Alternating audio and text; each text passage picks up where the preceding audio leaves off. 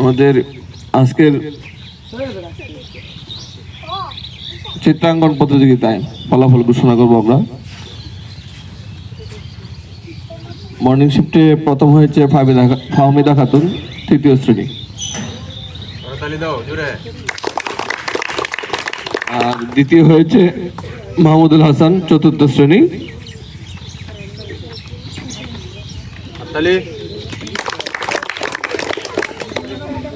আর day শিফটে প্রথম হয়েছে স্বাধীন, সপ্তম শ্রেণী। রুল সাদ, শ্রেণী নবম।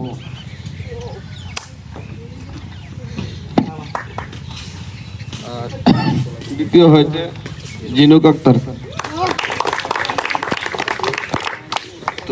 সে সাথে 26শে মার্চের জন্য আগাম ঘোষণা দিয়ে দিতেছি। 26শে মার্চে তোমাদের প্রতিযোগিতা থাকবে 3টা ক্যাটাগরিতে। এটা হলো কবিতা আবৃত্তি, ঠিক আছে? দেশাত্মবোধক যে কবিতা, স্বাধীনতা, বিজয় দিবস, বিভিন্ন ইয়ে নিয়ে যে কবিতাগুলো লিখছে এগুলোকে প্রায়োরিটি দিবা। রচনা প্রতিযোগিতা দিবে। হ্যাঁ, আর এটা হলো রচনা প্রতিযোগিতা। একটা টপিকস ওই সময় দিবে স্যারেরা, বিজয় দিবসের উপর নির্ধারণ করে দিবে, স্বাধীনতা দিবসের উপর।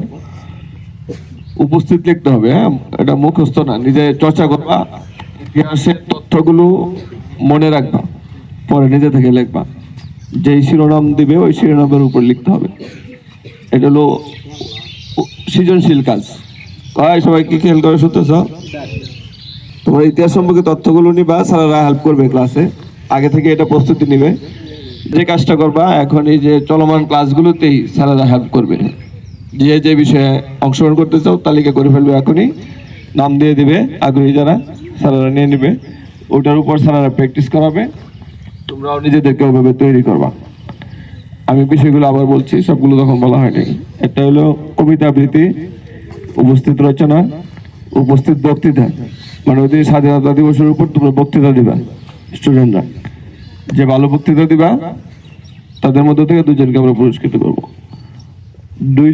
উভয় শিফটে আলাদা আলাদা থাকবে প্রয়োজনে। আর হলো দেশাত্মবোধক গান। ক্যাটাগরি কটা হলো? 4টা। কবিতা আবৃত্তি, রচনা প্রতিযোগিতা, উপস্থিত বক্তৃতা আর দেশাত্মবোধক গান।